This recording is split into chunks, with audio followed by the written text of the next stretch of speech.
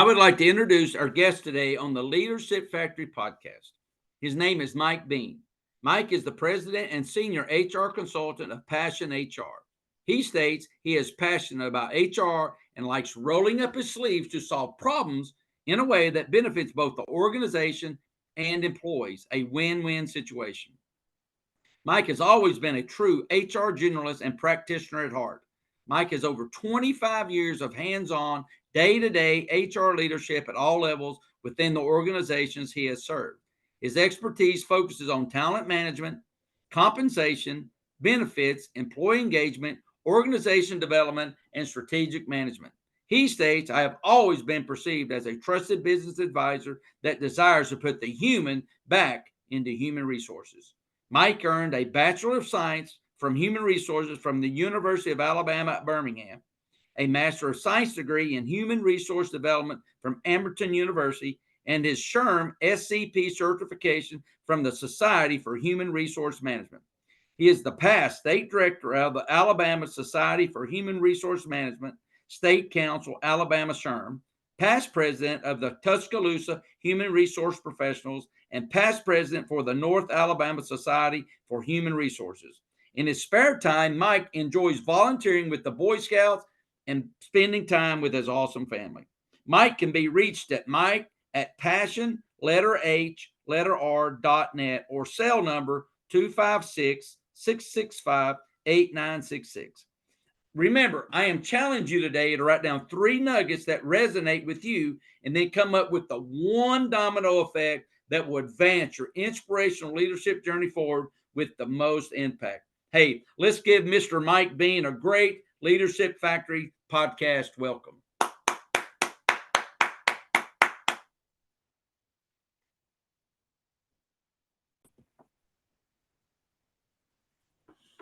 Good morning, Mr. Mike. How are you today?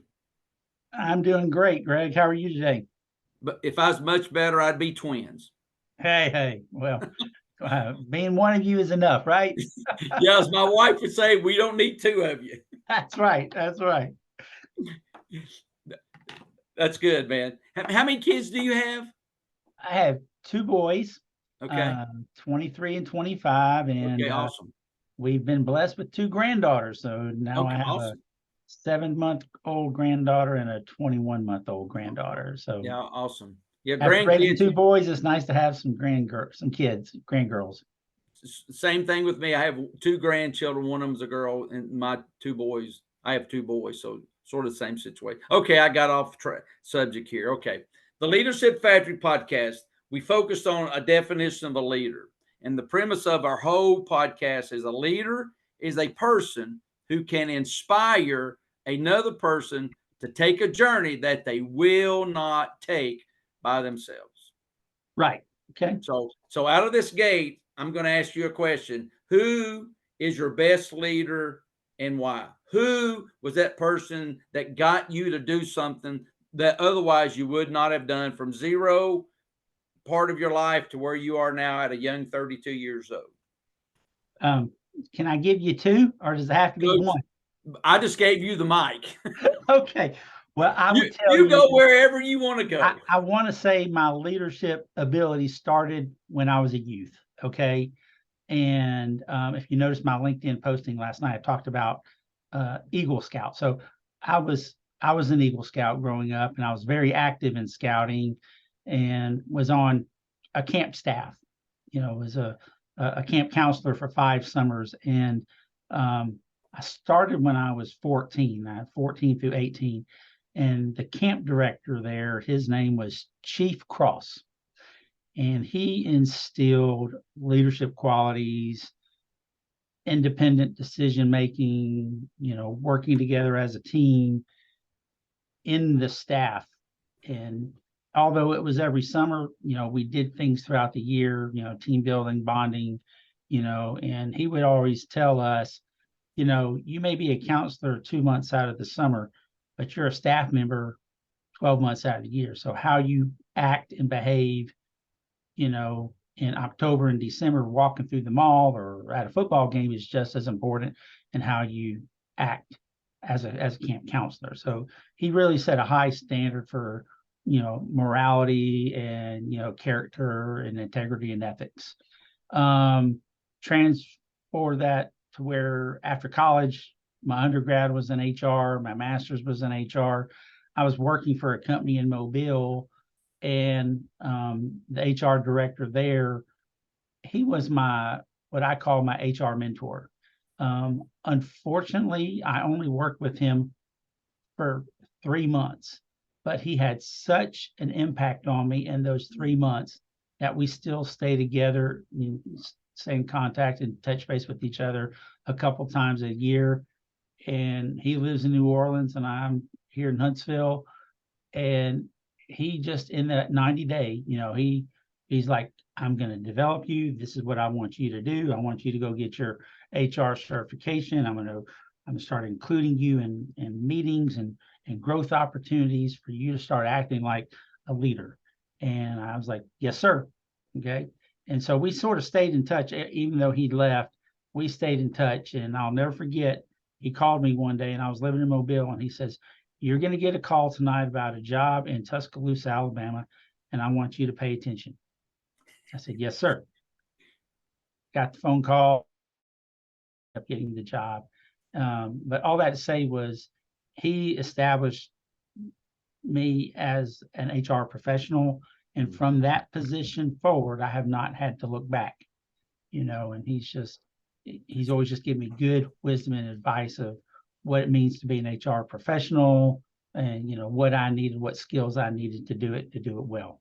That's awesome. So that's awesome. Kudos to Chief Cross and to Charlie Butler. Yeah, that's awesome. That's awesome. Just some nuggets, because I challenge everybody to write down on paper, because if it's not on paper, it's vapor. And I heard another gentleman say, if it's not summarized, it'll vaporize. Yep. So paper, I like it. Yeah, just some nuggets that I got out of that was be independent, working together, bonding one another together. You got to set a high standard for yourself and your other people. This person developed you, he established you, he spoke life into you, he challenged you, and he gave you a path to go. Now you had to make the choice to make that path. Correct. Because he inspired something inside of you through a relationship and touched you to give you the encouragement to go through that, because he opened doors for you, but maybe they would not have opened. That's right. That's right. And to me, that's the greatest thing that all of my inspirational leaders have done for me. They've opened doors in my mind. Exactly. They've opened doors in my heart that I know that I can become more than what I currently am. Right. And that's what we need in America and in businesses and families, is people, men and women, who can inspire other people to do things they just can't do by themselves. Yeah. Yeah. Well, that's true. I mean, that's, how I started into consulting, was business owners encouraging me to provide a service that I, would have been comfortable still in the corporate setting. But, here I am, running my business for the last 7.5 years, and I love it. I don't think I could go work for a company if there's not enough money out there to pay me to go work in corporate America. So to take that leap of faith, let's go back to when you took that leap of faith. I'm going to try to get into your mind for our audience here. Someone may be at that point right now where they're looking over the edge and it's a cliff about 500 feet down and you can't see the bottom. It was, when I. That's right. So what inside of you inspired you to take that jump? I started getting this little internal voice that says, at first, there's that doubt. You see the cliff, you see the valley. I can't do this. I can't do this. And I was in an environment where, I was chief HR officer for a biotech company. And the biotech company focused on genomic medicine, the study of genetics, which is the DNA, which is in your cell. And you saw business owners create companies out of something that you cannot see, but we all have. Okay. And they're creating these multi-million-dollar companies based upon DNA and a patent, or, a trial that they produced that they now sell to somebody else. And it showed me that if they can do it, I can do it. If I was still in the corporate setting, I never would have thought about doing consulting and being an entrepreneur. But being in that environment, it sort of started putting that little thought process in my brain that if they can do it, Mike, you can do it. And of course, I was getting encouragement along the way from these principal business owners like, Mike, you do a great job. You're giving us great advice. You could be of help to the business community by offering HR services. And so that's what I did. I always tell the story. April 4th, 2016, I turned 50. That was my last day at Hudson Alpha. April 5th, 2016 was my very first day with PassionHR. And I had prior to leaving, I had one client and, just built it from there. And you've been doing that for the last 8 years. Yes, sir. Yeah, that's awesome, man. That's awesome. I like what you said.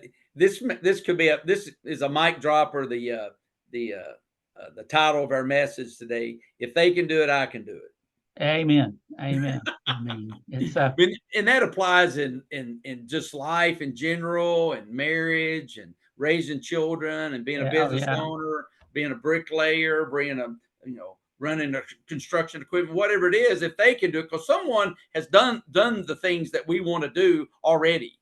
Yeah. Just how can we connect to some of those people to, hey, here's what I'm thinking. How did you think about that? Well, because everybody's standing at that cliff and they got to jump.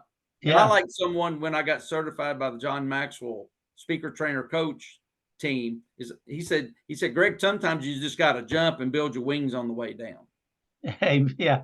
Well, I had a boss who also, in my previous position, he would tell me, he says, the 21st century is going to be a 1099 economy, meaning contract economy. And from an HR consulting, that's what it is. It's 1099 work for, outsourced work for clients. And so I see that really, that's an emerging. So what he told me, 15 years ago is really true. And we're going to see more of it throughout this century. So, being your own independent, entrepreneur is really the way to go. And if you look at research, younger Americans, they don't want to go work for corporate. They're interested in, becoming an entrepreneur. That's good. Because I know, starting a trucking company, the last thing I got focused on was safety and HR. Mm-hmm. Because I didn't want anything to do with it. You had an idea, you wanted to grow it. And so, when you start that growth, it's find somebody that can do it and do it well for you, allows you to stay focused on what you do and what you do best. That's good. That's big opportunity for you. Big opportunity. Yeah, it is. It is. So we talked about the good things about inspire people who can inspire others. So let's talk about the flip side of that, the bad leaders. So tell me about somebody, no names. Tell me about someone who de-inspired. I don't know if that's a word, but it's a word here on the Leadership Factory podcast. Someone who did not inspire you to do something that you didn't know if you could do or not. So who are some of those people, and how did they make you feel? What did you know about them, or what did you see them do that they drained your energy? I would say two things stand out. One is I had a prior boss who did not communicate with me. And so if you're not communicating, you don't know what your expectations are. And that's you don't sit there and just wait for your performance review to have a communication. It should be an open line of communication. And all employees should have an open line of communication. How did I do on that project? I did this project for you. I did it under budget, did it under time. Is that what you were looking for? What can I do to do better? I think feedback is key. So keeping the lines of communication with clients, with your boss, with coworkers is key. Secondly, if all you hear from somebody is negativity, you begin to believe it. And so, what is spoken into you, you'll eventually, it starts exuding out of you. So, I just knew I worked for one company and I was there for 3 years, but I knew after 90 days, this isn't the place for me. But it was my very first HR manager position. I said, well, I need to stay here. And I'm glad I did, because I learned a lot of valuable things there. as a manager, as a growing manager. But there were some things within the leadership team that, always the big argument with HR is it's just an administrative function, where true HR should be a strategic function. And so, if you work for somebody that doesn't value HR, it's going to be an uphill battle. So, what I learned was I want to go work for somebody that values the HR function. And so they see the good in what it offers. And, the greatest asset that any company has is its people. And it's not a commodity.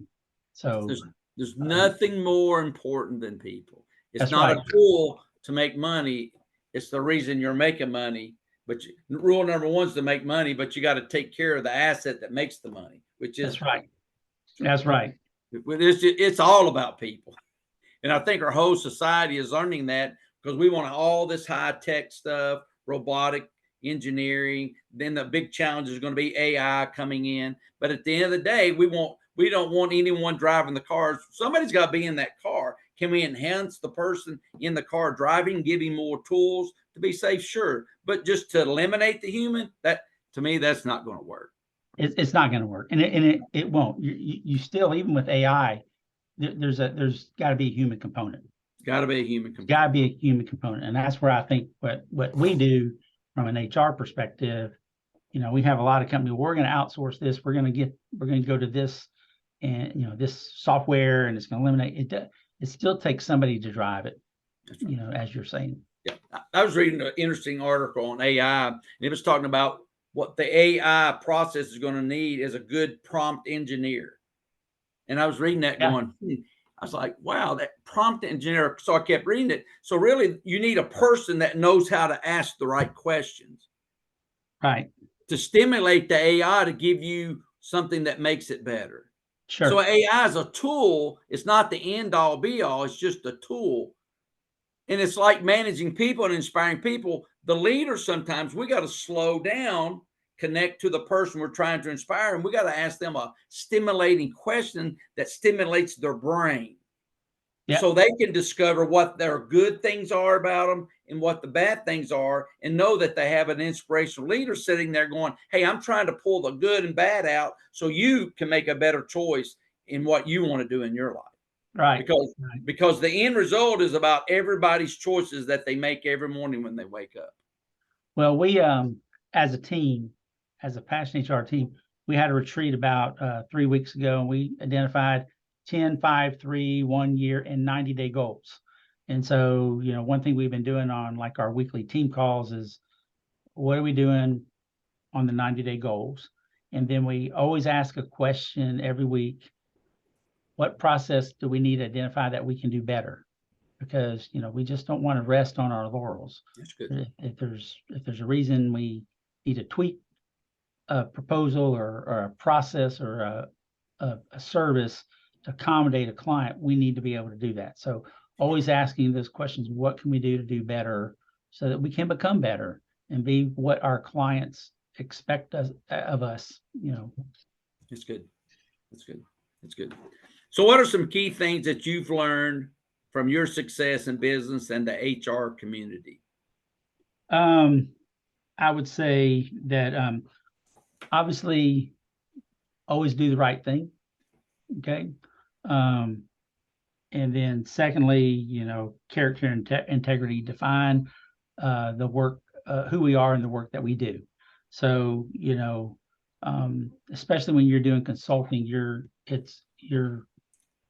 selling a service, and, a company's reaching out to you for our subject matter experience. So, it's very important that we provide them with what we say we're going to do. Meaning we do what we say, we're going to do it the right way.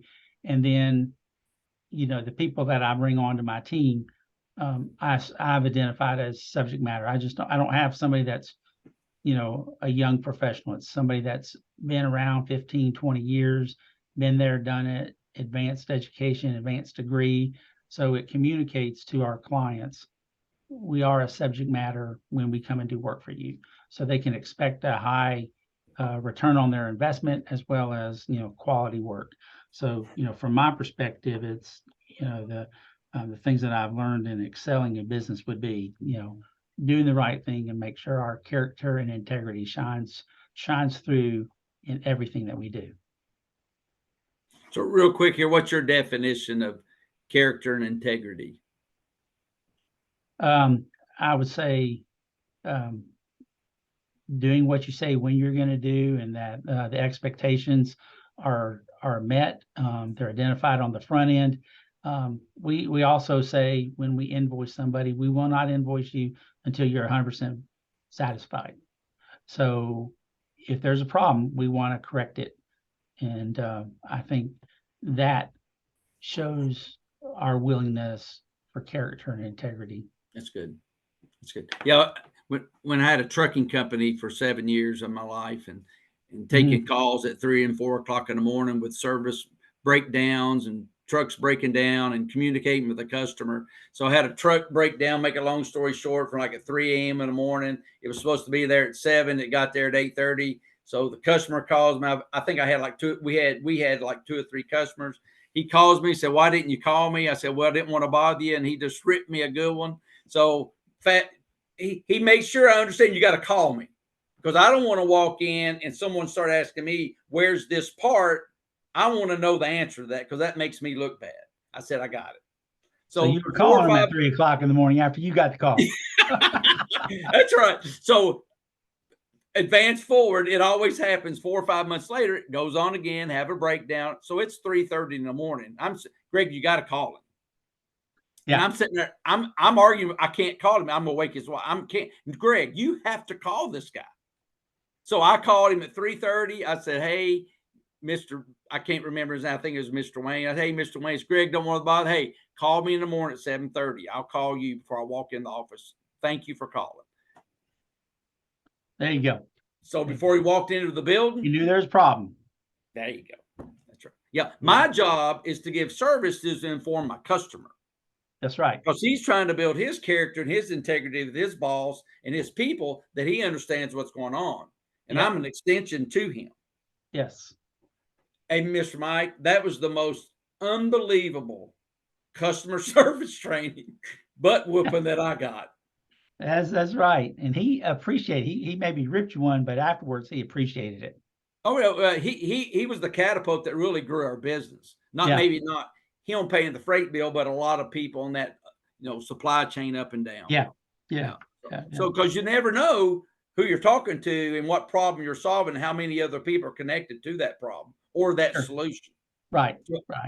So it comes back to that integrity and character again. Yeah, it does. It does. Yeah, that's good. Yeah. So for the listeners today, we have a lot of people listening, trying to grow their inspirational leadership career. So what are 3 things that you did from 20 years old to where you are now that set you apart in growing your career? I would say one is I've always been, hence the name of my company, PassionHR. I've always been passionate about HR. Okay. So our company tagline is, "We're passionate about HR and your business success."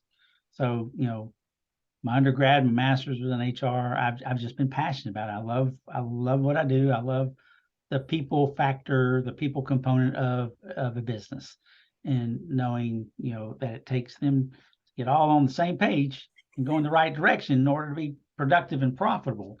And so I've always been able to do that. I think one thing that sets me apart is the caring factor. I've always said I desire to put the human back into human resources, meaning you're not just an employee or a number or a position, but you're a person. That's and good. So a lot of my HR management has always been, yes, it's been behind the desk, but most of it's been managing by walking around. I want to get to know our employees, and it's not knowing how they're doing on their job, but how did their son Johnny do in the baseball game or the t-ball game on Saturday? How your wife's expecting. Is there anything we can do for y'all? People want to know that they're appreciated by their employer, and it doesn't have to be always job related. People love telling you about their family, man. Or sometimes it's, man, I'm dealing with my husband left me or my wife left me, I'm dealing with a divorce, I always used to tell people there are things at work that affect your home life, and there are things at work that affects your home, there are things at work that affect your home life, and there are things at home that affect your work life. And the purpose of an employer is to have the best employee outside of work. Because if things are going well outside of work, they're going to come to work happy and productive. Okay. That's so So good. sometimes you got to manage, those outside components. And so how do you do that? By walking around and getting to know them for who they are as a person, not just an employee number per Yeah, se. you just described the number one way to get people to trust you, because Yep. a leader inspires people. So my whole thing is focused on the word inspire. So to inspire someone, if you don't stop, spend time on people, you can never get them to trust you. And trust is the electricity to the inspiration. There you go. I like Because it. if you have no trust, you have no inspiration. If you Right. don't stop, STOP, when I give this class to my clients, I give them Yeah. a stop sign. We take a picture of that so they can understand you just got to stop. Yeah. At some point in time, you got to get to know this person. People used to tell me, middle level managers when I was executive, I was like, tell me about their wife or kids.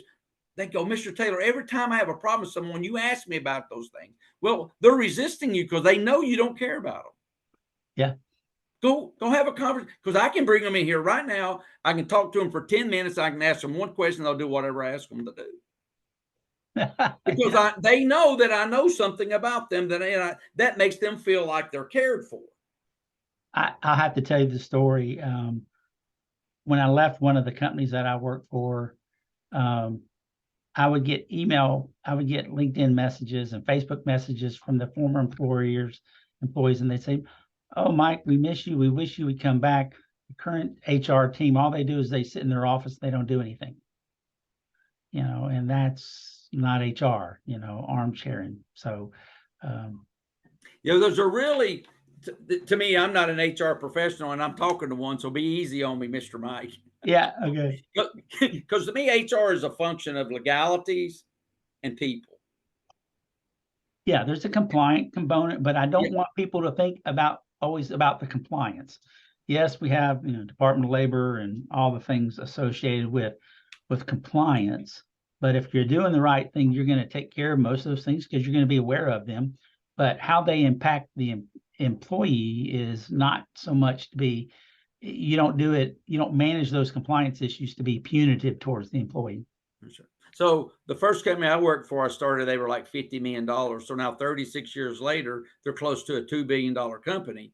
Yeah, In my first year there training, we had a how to stay union free. right. And make a long story short of that unbelievable success, because I call them my second family, because they stopped, spend time on people. They spent time with me. They Yeah, knew my wife, my kids, my mom and dad. They knew everything about me. They knew the good and the bad and the ugly, and they were not afraid of that. And they helped inspire me to do things that I never would have done maybe otherwise. yeah. Because I would always ask them, "Do you know my mom and dad? Because you all sound just like them." That's great. That's great.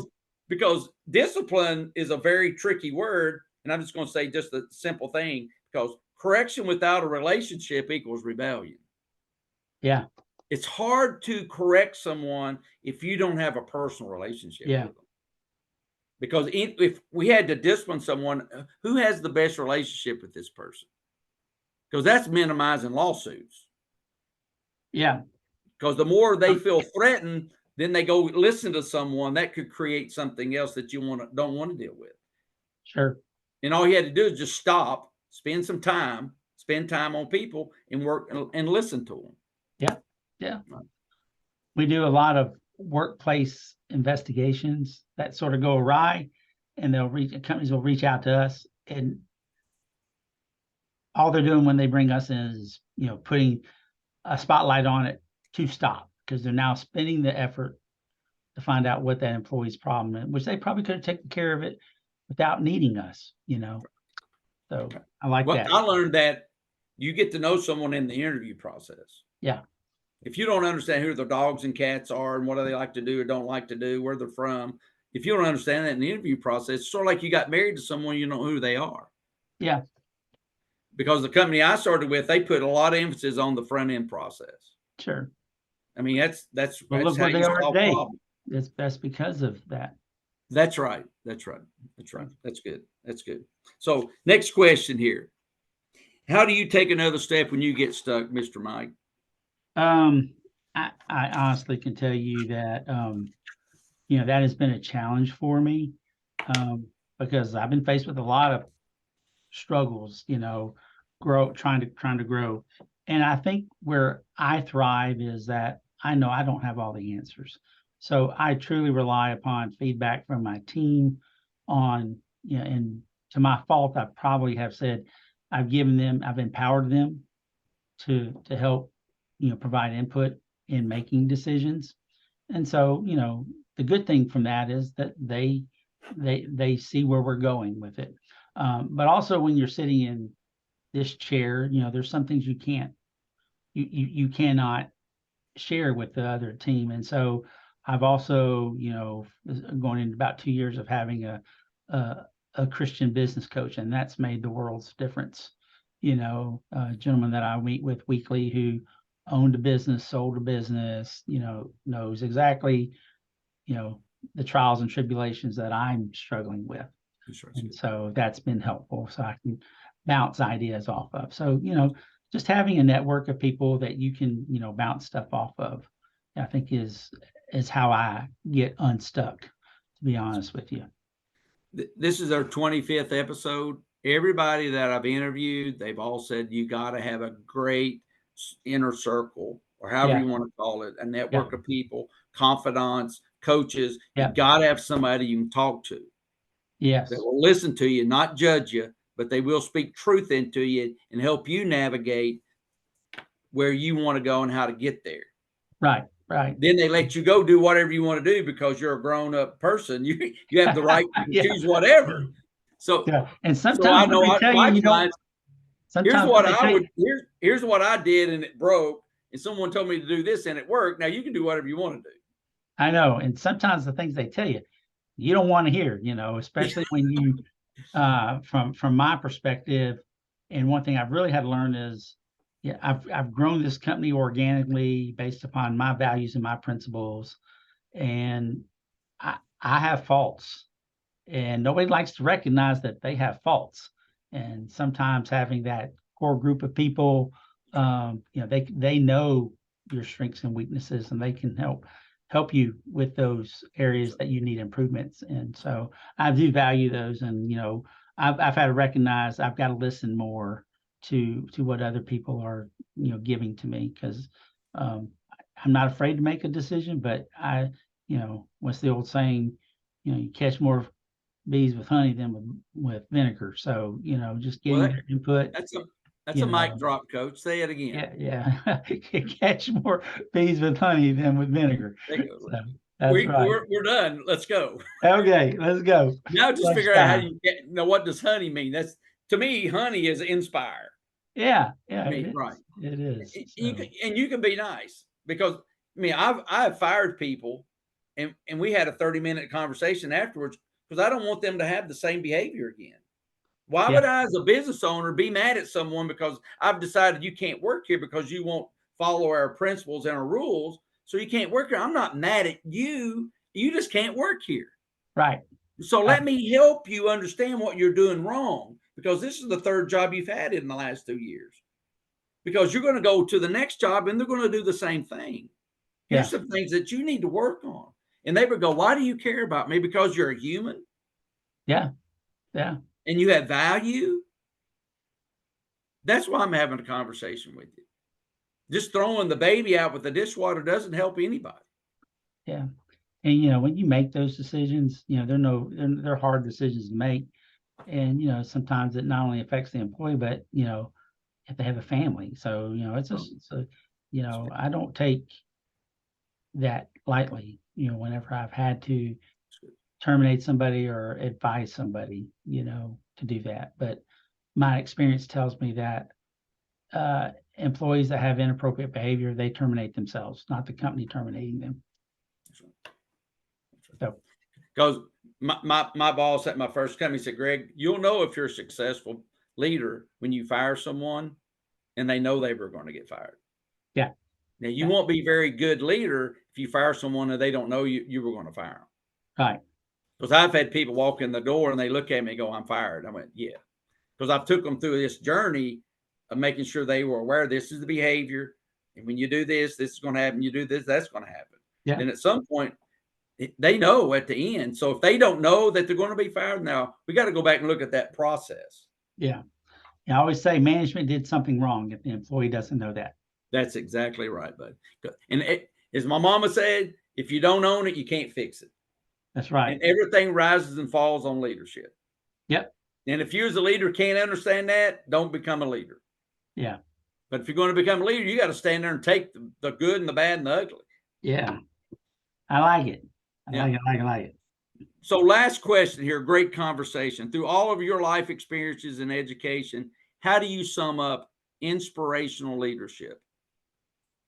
I have to look at my notes here. No cheating, coach. So I would say inspirational leadership for me is pushing somebody beyond their limits and stepping outside their comfort zone. We're a culture that doesn't like to be uncomfortable. We like commonality, and I think that's what sort of has affected us, as a culture and as a society. Is just we sort of have that lackadaisical attitude towards anything, and nothing great is accomplished with somebody just not stretching themselves. And so I think the best thing I could share with anybody as far as inspirational leadership is if you feel led to do something, there's that spark within you is probably for a reason. And I've always told people, I know I've worked for companies that people work there for 40 years and they come in there and figuratively, non-figuratively punch the clock, and they were miserable people. And I'm telling you, life is too short, and you don't want to go work somewhere for 40 years or multiple companies and not enjoy what you're doing. That's good. And so if there's something that you would like to be doing, always, just a little sidebar, is I do outplacement coaching for companies who, like, they go through a riff and they have a layoff, and they offer some people some outplacement coaching services. And my job is not to find them a job, but to help prepare them for the next new opportunity. So we go through a process, but the one thing that I always have to do is take a sort of a temperature of, okay, you've worked for this company for 25 years. How are you doing? Some of them have accepted it. If you don't accept it, you're not gonna be able to move on to the next situation. But so sometimes we have to talk about that. So if there's some grief that they need to experience, because they've got to deal with that before they can, turn the corner. But one thing I always start with is, if this new opportunity, it's a blank page. What do you want to do? Okay. And there's some people say, you know what, I really don't want to go work for a company anymore. I want to start a company, or my wife has a company. I think I want to go help her. And so we talk about, how we can do that. So it's pushing people in outside their comfort zone to expand and to do something that they're passionate about doing. That's good. That's good. That's good. Because basically you're saying you're going to inspire this person to do something they're not going to do otherwise. And one of the techniques you were using there, you were having a conversation. Yeah. Yeah. Because here's a nugget: conversations solve problems. And you let them talk. Yep. And you stirred them up. Here's another nugget: asking questions. And you stimulated their thinking. Because that's how people learn. They don't learn by getting information. They learn by thinking. Right. There's a quote, I'm going to butcher the quote, but the premise is this: if you can change someone's thinking just a little bit, you'll change the trajectory of their life. Yeah, that's true. Just a little bit of thinking done over a period of time will change anything. Because my 3 power words are focus, intentionality, and consistency. Focus on what you want to get done. make sure you're intentionally doing the right behaviors to get that and do that consistently. I don't know where you're going to end up, but you're going to be better off if you didn't do it. Right. And that's our job, Mr. HR guy, Mr. Inspirational Leadership guy. We got to get people to another level, even though if they don't believe they can be there. Yeah. And your coaching, I love that. Is that fulfilling for you? Oh, it is. It's very, very fulfilling. That's good. And, most of them, once they understand what they need to do, to step out of their comfort zone, we talk about identify 10 to 15 people in your circle of influence, sit down with them and just tell them, hey, can I give you an update of what I'm doing these days? They don't like it, but they know they've got to do it, because if not, those people, those 10, 15 people will be in meetings and settings that they're not a part of. They're no longer a part of, and they may hear about something that they can then go say something on the person that just lost their job's behalf. So, yeah, I would say you enjoy doing that. I do enjoy that. So, because all the times we've had good conversations, you just got a big heart and you really love and enjoy people. I really do. My pastor says all the time, show me your friends and I'll show you your future. Okay. So if you're talking about from an inspirational leadership, if somebody has that thought process, I'd like to do something, they need to take the time to go invest in talking to people that have owned a business or that are in that industry, or mentors, and share those ideas with them, so that they can hopefully get to that next level of whatever that is, starting a new business, or, becoming a leader in the organization that they are in. That's good. Hey, that's good. My last question is, what's your special sauce? What's your winning edge? What's my special sauce? What's my winning? What's your winning edge? What's catapulted you forward in life and to get to where you are right now? I know this is going to sound dumb, but it's my passion for people. So hence the name of my company. I tell you, I truly, like you said, I truly enjoy what I do. I used to tell people all the time, I said, any company I work with, they could pay me $5 an hour and I'd be happy as a lark, because I enjoy what I do. Now, I was grateful and thankful they didn't, but life's too short. So make the most of it. Find out what you want to do, what you think you're good about doing, explore those options. And, sometimes we walk off and we hit fail, but that doesn't mean it's a failure. Maybe it's, okay, let's hit reset and let's do it different the next time. That's good. So, hey, Coach, that was a good, nice mic drop. I'm going to cut that right there. So, okay. I love that. Could be the title of this message today, my passion for people. Because Amen. If you're going to inspire someone to take a journey that they otherwise would not take by themselves, they're going to feel we have an innate ability about ourselves. Does that person care about me? Yes or no? People can sense that. Absolutely. And you walk around it's just splashing. I call it the splash effect. When you get up against Mike, you're going to get splashed with some passion for life to do the right thing. Flash, exude. Yeah.